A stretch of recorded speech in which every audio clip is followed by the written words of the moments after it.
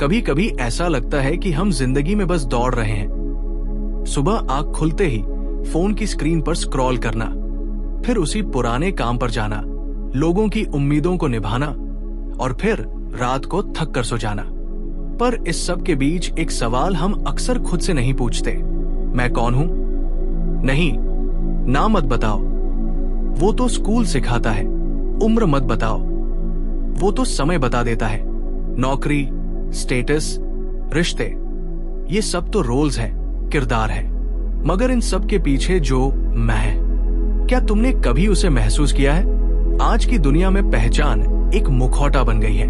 लोग तुम्हें जानते हैं तुम्हारे इंस्टाग्राम प्रोफाइल से, तुम्हारे काम से या तुम्हारे अतीत से।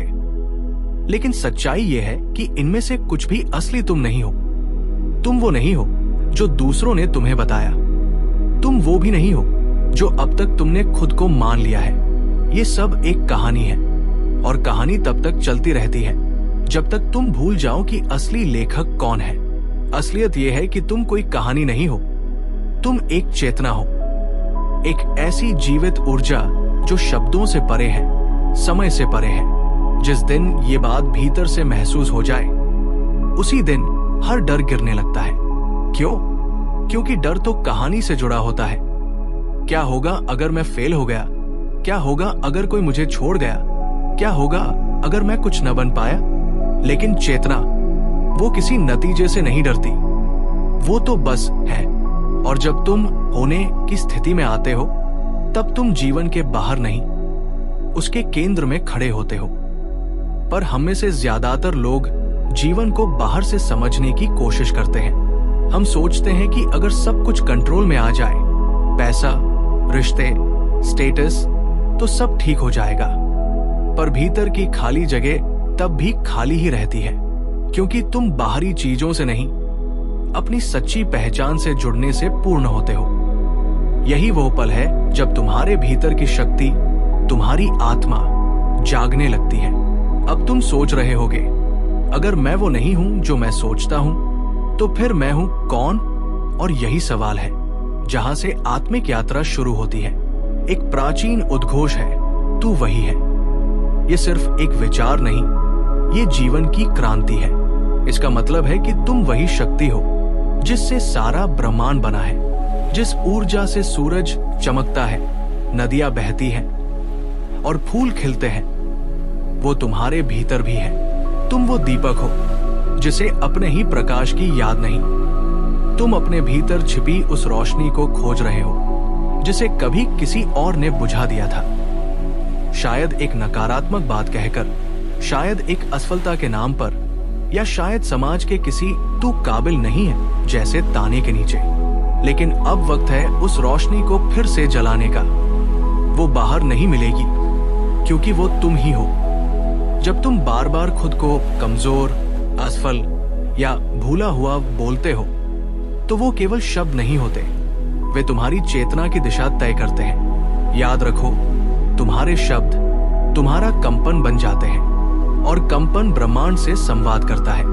इसलिए जब तुम अपने भीतर मैं शक्तिशाली हूं, मैं शांत हूं या मैं वही हूं जैसी ध्वनियां भरते हो, तो तुम अपने जीवन की धारा बदल देते हो। तुम्हारे विचारों में एक कंपन होता है और कंपन का सीधा संबंध चेतना से होता है। ये विज्ञान भी है और अध्यात्म भी।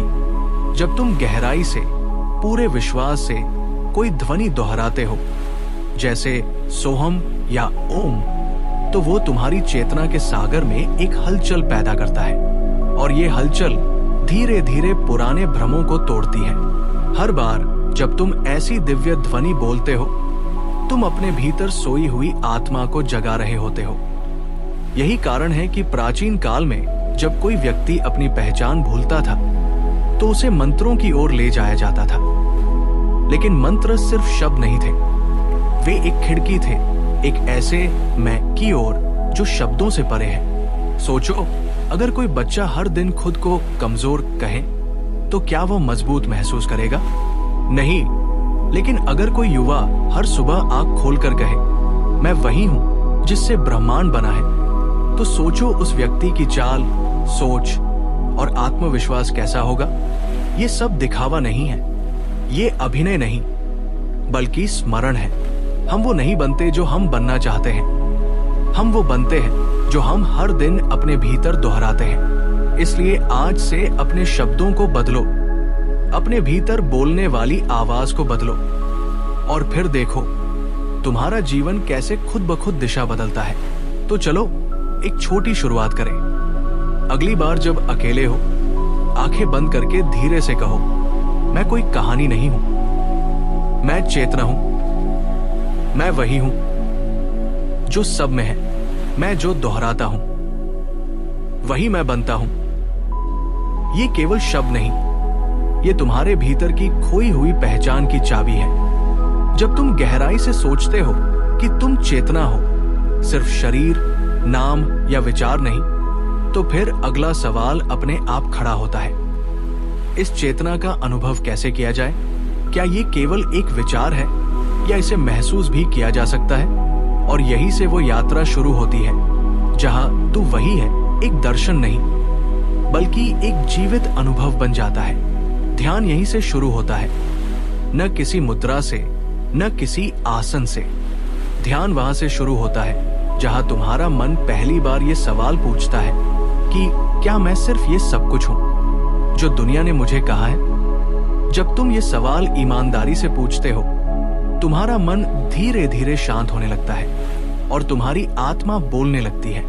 पर इस यात्रा में एक गहरा रहस्य छिपा है, ध्वनि का रहस्य। सोचो जरा, तुम्हारी पूरी जिंदगी ध्वनियों से भरी है, किसी के कहे शब्दों से, अपने अंदर गूंजती आवाजों से और उस शोर से जो तुम्हें दिन रात घेरे रहता है।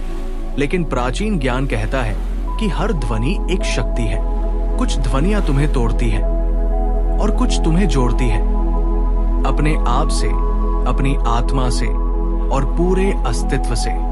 क्या कभी तुम्हें किसी मंत्र, किसी शब्द या किसी संगीत की लहर ने अंदर तक छू लिया है? वो सिर्फ तुम्हारा मन नहीं था जो प्रतिक्रिया दे रहा था, वो तुम्हारी चेतना थी जो उस कंपन से एक हो गई थी। ध्वनि और चेतना का ये मेल ही तुम्हें उस गहराई तक ले जाता है जहां विचार रुक जाते हैं और शुद्ध अनुभव शुरू होता है। जब तुम एक दिव्य ध्वनि को बार बार श्रद्धा से दोहराते हो, जैसे ओम या सोहम, तो वो केवल उच्चारण नहीं होता, वो कंपन बन जाता है। ये कंपन शरीर की कोशिकाओं से लेकर मन की परतों और आत्मा के दर्पण तक पहुंचता है।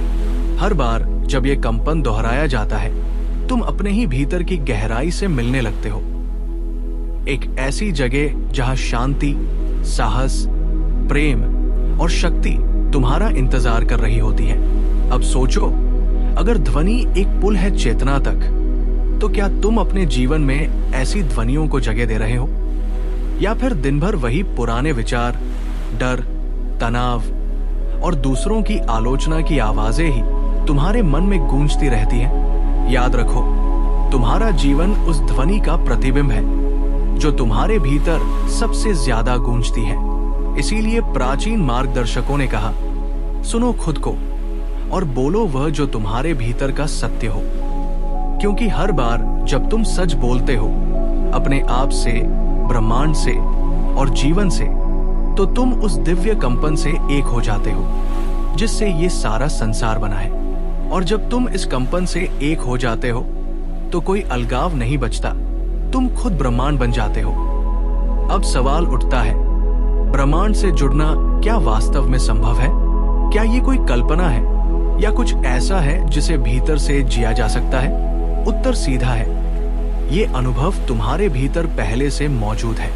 फर्क बस इतना है कि अब तक तुमने उसे देखा नहीं, सुना नहीं और माना नहीं, लेकिन वो वहां है, हर सांस में, हर पल में, हर कंपन में। जब तुम शांत हो जाते हो, सच में शांत, तब ब्रह्मांड तुम्हारे भीतर बोलता है।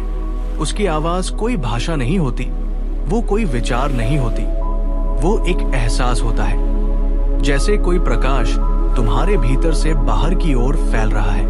और जब ये प्रकाश फैलता है तो तुम ये नहीं कहते कि मुझे शांति चाहिए, तुम खुद शांति बन जाते हो। तुम ये नहीं मांगते कि मुझे प्रेम मिले, तुम प्रेम हो जाते हो। ये वही क्षण होता है जब तुम्हारा आत्मा और ब्रह्मांड एक हो जाते हैं। अब कोई द्वैत नहीं बचता। अब तू और मैं का भेद मिट जाता है। ये कोई साधारण भावना नहीं, ये उस स्थिति की झलक है जिसे संतों ने साक्षात्कार कहा है।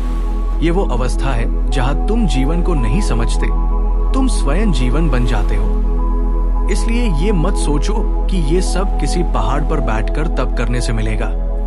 ये अनुभव तुम्हारे शहर, तुम्हारे कमरे, तुम्हारे वर्तमान में भी संभव है।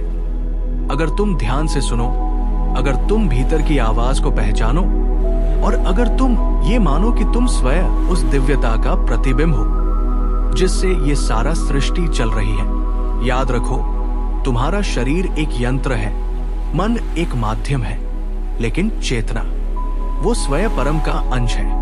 और जब तुम उस चेतना को स्पर्श करते हो तो तुम केवल एक व्यक्ति नहीं रह जाते, तुम एक शक्तिशाली कंपन बन जाते हो जो हर जीवन को छू सकता है, बदल सकता है और प्रेम से भर सकता है। इसलिए आज से ये अभ्यास करो। हर दिन कुछ पल अपने लिए रखो, आंखें बंद करो, सांसों की आवाज सुनो, कोई दिव्य ध्वनि अपने भीतर दोहराओ और फिर देखो धीरे धीरे कैसे तुम्हारी आंखें वो देखने लगती हैं जो पहले नहीं दिखता था। तुम्हारा मन वो महसूस करने लगता है जो पहले सिर्फ किताबों में था। और तुम्हारा जीवन एक ऐसे प्रकाश से भरने लगता है जिसकी लौ कभी बुझती नहीं, क्योंकि अंत में तुम वही हो जिससे ये सब शुरू हुआ था।